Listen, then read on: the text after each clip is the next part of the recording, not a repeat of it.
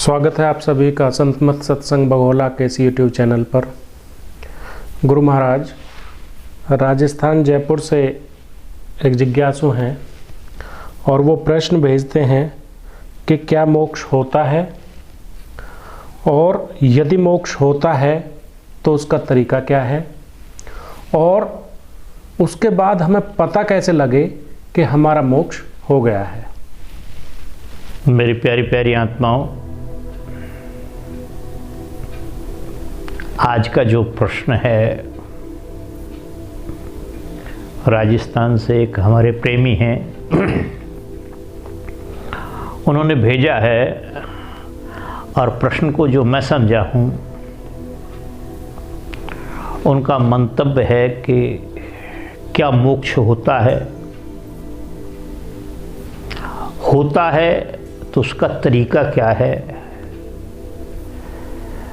और हम कैसे जाने कि मोक्ष हो गया या नहीं हुआ। मैं जो समझा तो बंधुओं, मोक्ष एक बहुत छोटा सा शब्द है। जैसे किसी गागर में सागर को समाया हुआ हो, जैसे हमने किसी घड़े में समुद्र को भर लिया हो। मोक्ष का सरलार्थ है किसी चीज से छूट जाना, किसी भय से मुक्त हो जाना, किसी अज्ञान के ऊपर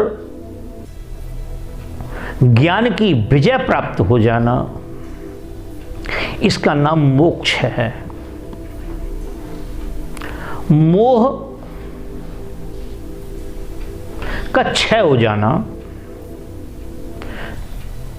क्षय माने होता है नष्ट।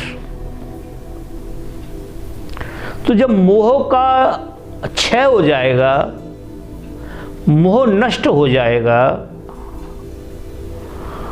तो हमारा जो मोक्ष है वो हो जाएगा।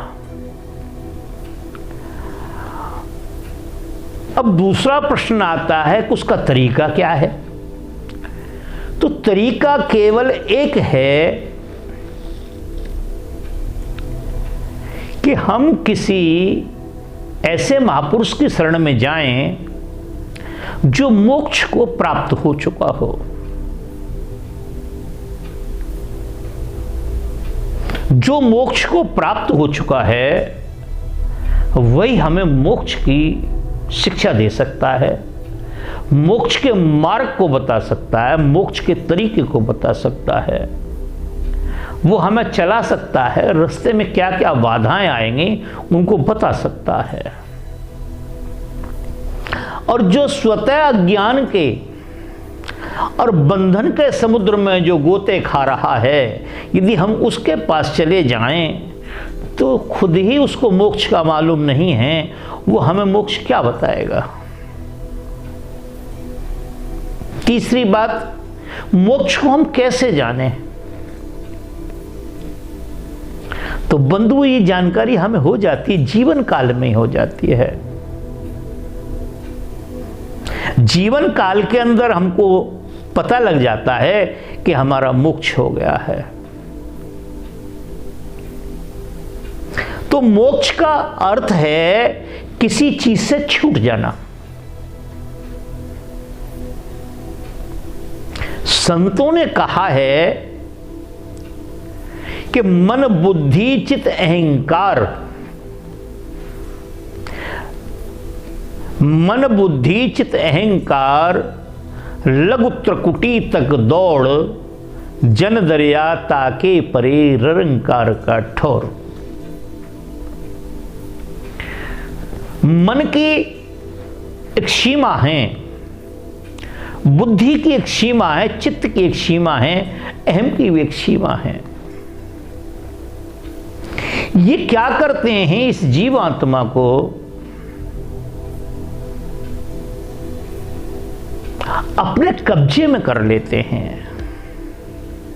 वैसे आत्मा तो सदैव मुक्त है, आत्मा तो सदैव सर्वदा ही मुक्त है, उसे कोई बंधन में नहीं कर सकता, मगर अज्ञानवश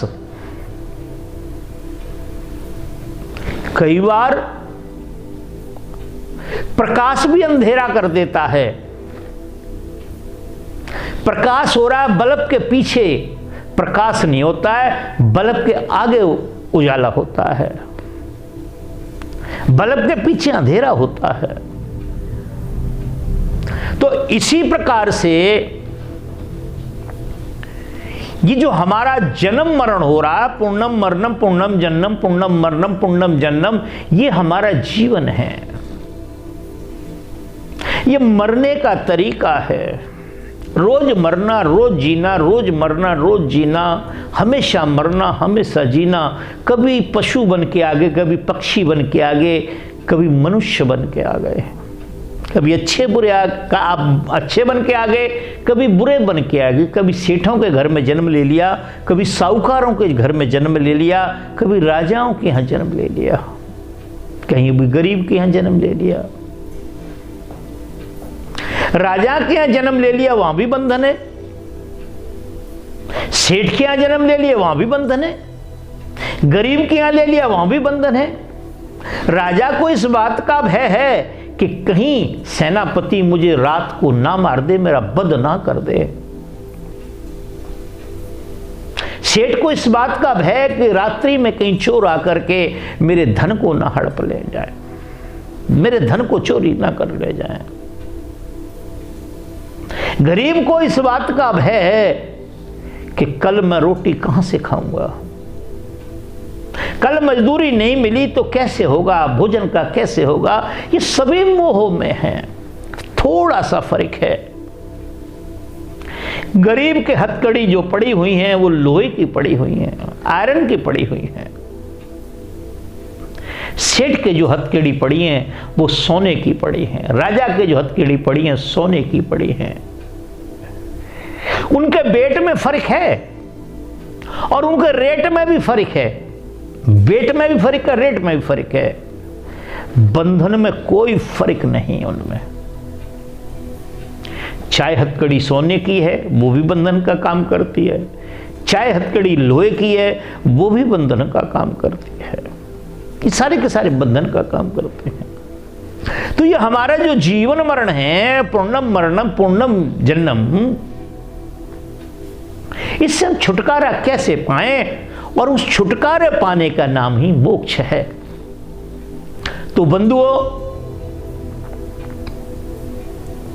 आपने देखा हो आज आधुनिक युग में